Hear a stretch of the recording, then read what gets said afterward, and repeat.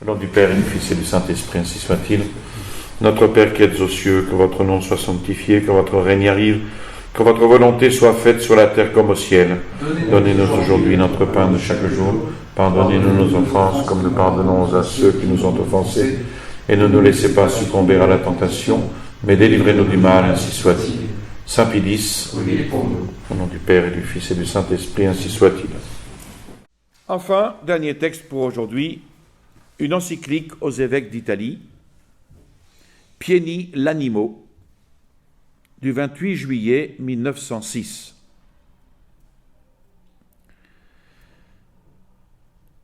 Dans laquelle Saint Pédis commence par exprimer sa crainte salutaire au vu du compte très sévère qu'il aura à rendre à notre Seigneur au sujet du troupeau qui lui a été confié.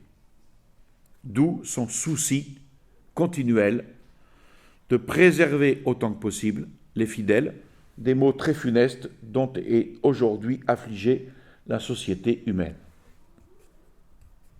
Et c'est pour cela qu'il considère comme adressée à lui la parole du prophète Isaïe, fait entendre des appels ininterrompus, que ta voix s'élève comme celle de la trompette.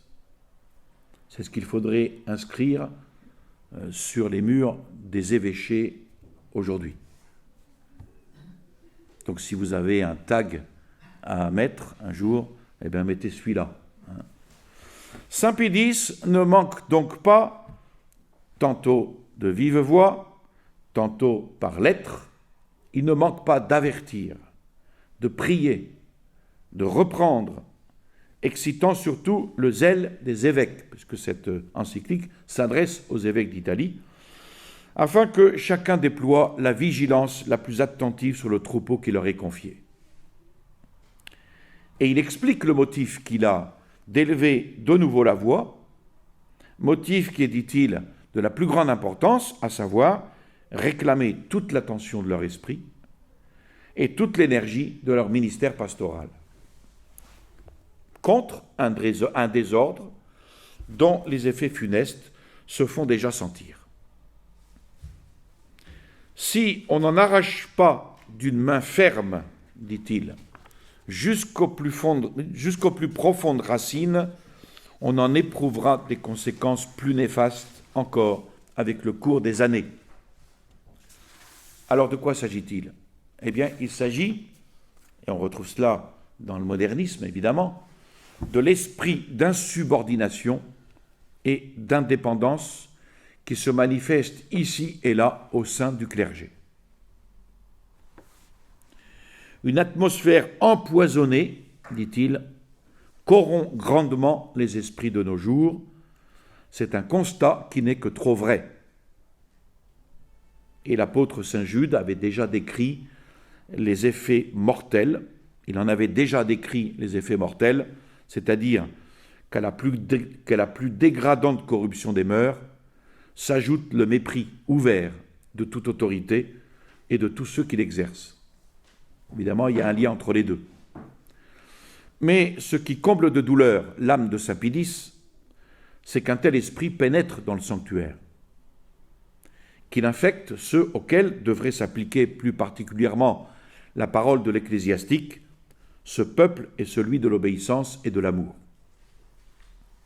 Et c'est surtout chez les jeunes prêtres, ajoute Saint Pédis, que cet esprit si funeste exerce ses ravages, répandant parmi eux des théories nouvelles et répréhensibles sur la nature même de l'obéissance. Il prévoit évidemment que cette rébellion des jeunes prêtres n'aboutisse qu'à la rébellion contre la doctrine catholique, contre la vérité. Et il s'insurge ainsi contre la propagande occulte de cet esprit dans les séminaires. Donc face à cela, Saint Pédis enjoint les évêques à écarter toute hésitation, à s'employer avec vigueur, avec persévérance, à détruire cette mauvaise semence. Tout cela, ce sont les termes utilisés par Saint Pédis. Détruire cette mauvaise semence féconde en conséquences très pernicieuses. Il leur rappelle que le Saint-Esprit leur a donné, à ces évêques, la charge de gouverner. Il leur rappelle le précepte de saint Paul, « Commande en toute autorité que personne ne te méprise ». Il demande aux évêques d'exiger sévèrement des prêtres et des clercs cette obéissance, qui, si elle est pour tous les fidèles absolument obligatoire, constitue pour les prêtres la partie principale de leur devoir sacré.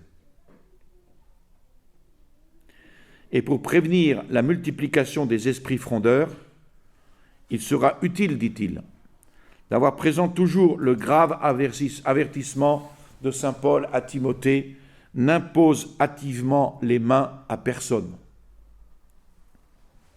En effet, cette facilité dans l'admission aux ordres sacrés, qui ouvre naturellement la voie à la multiplication des personnes dans le sanctuaire, par la suite n'augmente pas la joie. Quel motif, dit-il, de rendre si fréquente l'imposition des mains? Si le manque de prêtres ne peut être une raison suffisante pour agir avec précipitation dans une affaire d'une si haute gravité, là où le clergé dépasse les besoins, rien ne dispense des plus sérieuses précautions, de la plus grande sévérité dans le choix de ceux qui doivent être appelés à l'honneur du sacerdoce. L'insistance même des aspirants ne peut amoindrir la faute que constitue une telle facilité. Le sacerdoce, institué par Jésus-Christ pour le salut éternel des âmes, ce sacerdoce n'est pas assurément un métier, ce n'est pas une fonction humaine quelconque. Une fonction humaine quelconque à laquelle tous ceux qui le veulent, et pour n'importe quelle raison, ont le droit de se destiner librement. En conséquence, les évêques doivent fixer les promotions aux ordres, non pas d'après les désirs ou les prétentions des aspirants, mais comme le prescrit le Concile de Trente, suivant le besoin des diocèses. Et en suivant cette ligne de conduite, il leur sera possible de ne choisir que ceux qui sont véritablement prêts, écartant ceux qui montreraient des inclinations contraires à la vocation sacerdotale, et surtout parmi celles-ci, l'indiscipline et ce qui l'engendre, l'orgueil de l'esprit. Et saint Pie insiste sur l'obligation très grave devant Dieu qui incombe aux évêques de veiller avec toute leur sollicitude sur la bonne marche de leur séminaire. Leurs prêtres seront ce qu'ils les auront fait par l'éducation, comme d'ailleurs les parents envers les enfants dans une famille. Il faut que les séminaires demeurent exclusivement destinés à préparer les jeunes gens, non pas aux carrières civiles, mais à la haute mission des ministres du Christ. Qu'on fasse donc les études de philosophie, de théologie, de sciences annexes, spécialement de la Sainte Écriture, mais en se conformant aux prescriptions pontificales et en étant fidèles à l'étude de saint Thomas d'Aquin. Que les évêques exercent la plus scrupuleuse vigilance sur les maîtres et sur leur doctrine, rappelant au devoir ce qui suivrait certaines nouveautés dangereuses, mais elles existaient à son époque évidemment, et éloignant impitoyablement, dit-il, du professorat ce qui ne profiterait pas des admonitions reçues. La fréquentation des universités publiques ne sera point permise aux jeunes clercs, sinon pour des raisons très graves, et avec les plus grandes précautions de la part des évêques. Que l'on empêche absolument les élèves des séminaires de prendre une part quelconque aux congrégations extérieures, aux agitations extérieures, et pour ce motif, leur soit interdite la lecture des journaux et revues, sauf pour ces dernières et par exception, si elles contiennent des principes solides et si elles sont jugées utiles par l'évêque pour les études des élèves. Alors tout cela, ce sont des prescriptions que saint Pédis demande, et ça fait partie du combat contre le modernisme. Il faut bien le voir là-dessous. Que l'on maintienne le règlement avec la plus grande vigueur et la plus grande vigilance, que dans chaque séminaire, il y ait un directeur spirituel, mais non pas n'importe qui, un homme d'une prudence au-dessus de l'ordinaire, un homme expert dans les voies de la perfection chrétienne, un homme entretenant les jeunes dans une ferme piété qui est le premier fondement de la vie sacerdotale. Alors, si ces règles sont consciencieusement et constamment suivies, elles apporteront la certitude formelle d'avoir un clergé qui sera la joie et la couronne des évêques. Mais il en est un autre, saint Pédis déplore le désordre d'insubordination et d'indépendance. Mais il en est un autre chez quelques membres du jeune clergé qui va beaucoup plus loin et dont les résultats pernicieux sont beaucoup plus considérables. Il veut parler de ceux qui,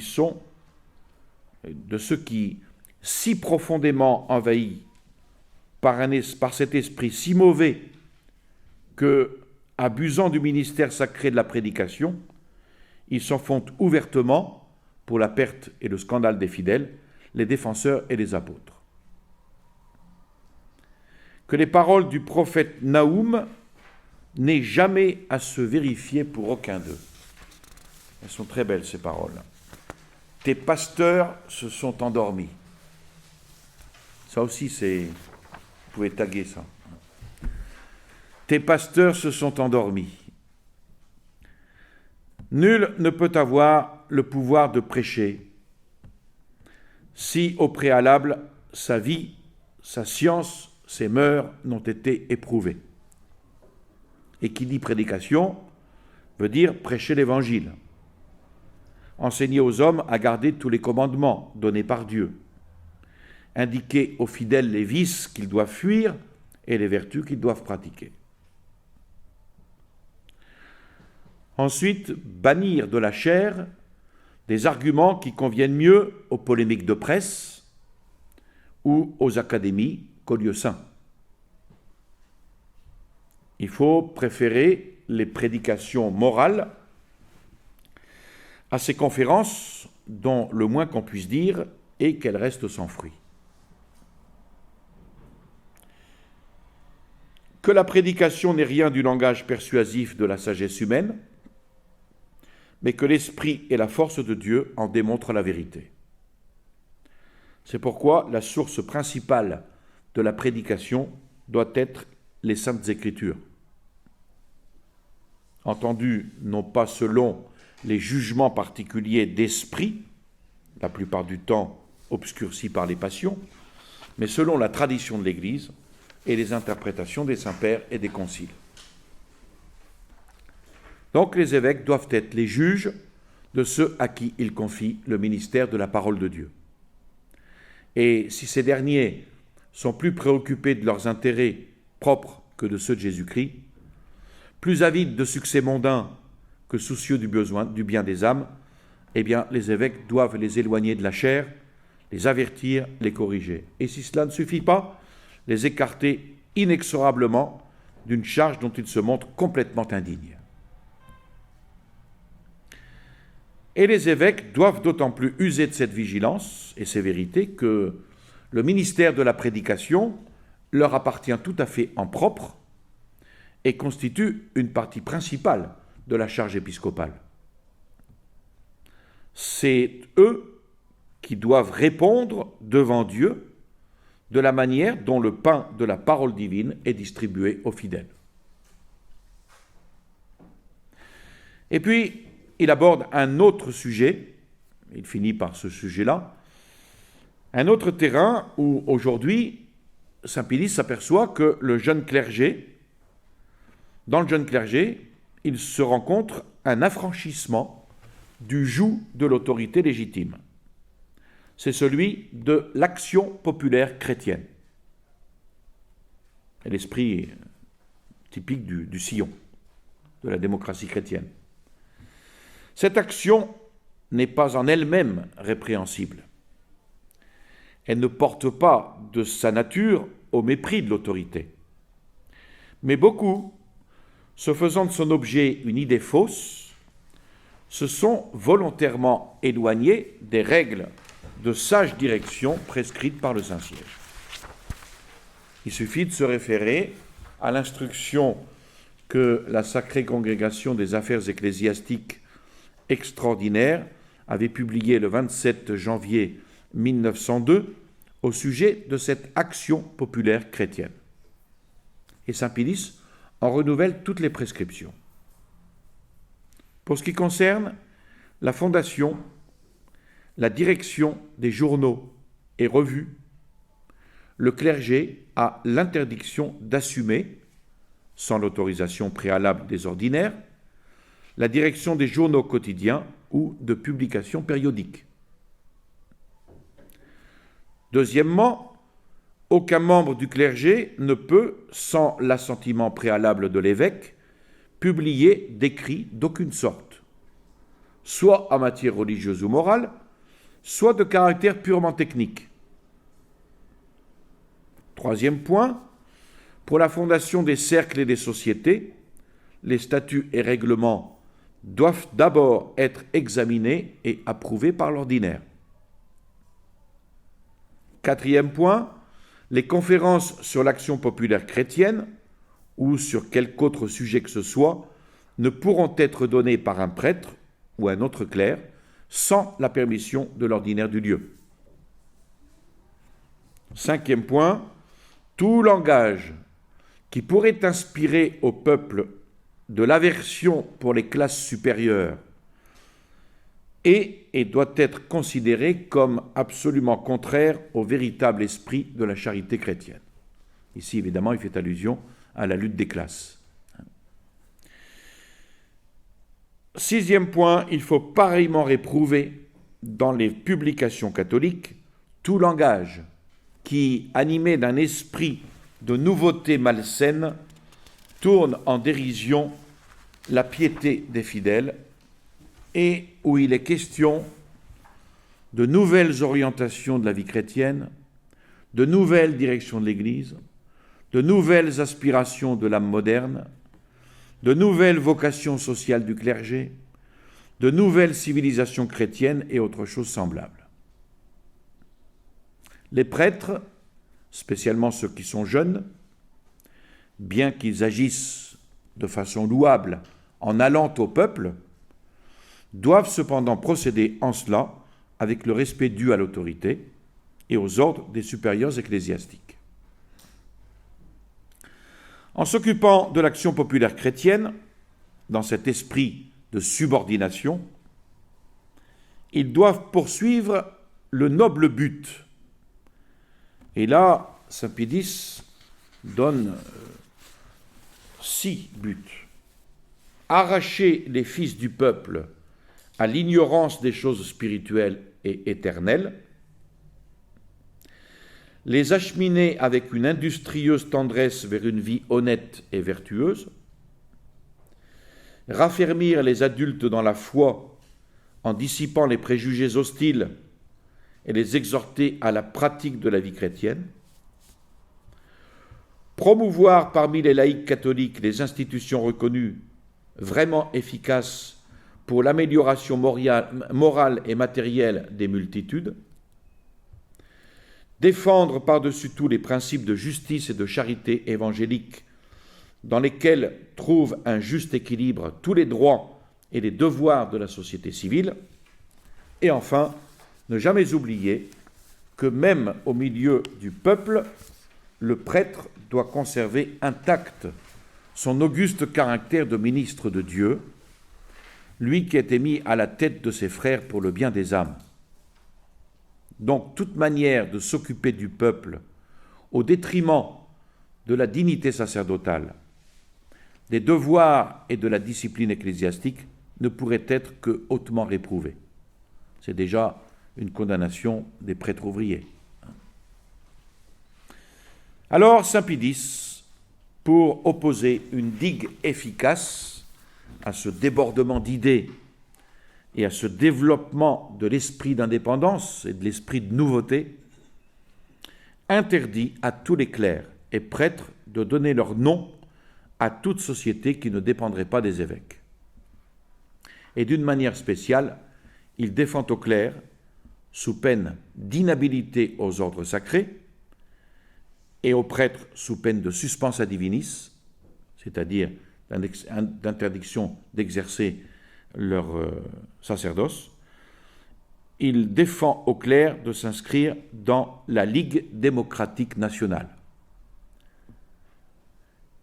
Et saint Pie X termine en donnant dispositions et prescriptions, dont les principales sont celles-ci: prévenez le mal, où heureusement il ne se manifeste pas encore, conjurez le mal avec promptitude là où il commence à paraître, et dans les endroits où par malheur il a déjà atteint son développement, extirpez-le d'une main énergique et résolue. C'est-à-dire, veillez, ayez l'œil, et puis, s'il est trop tard, frappez.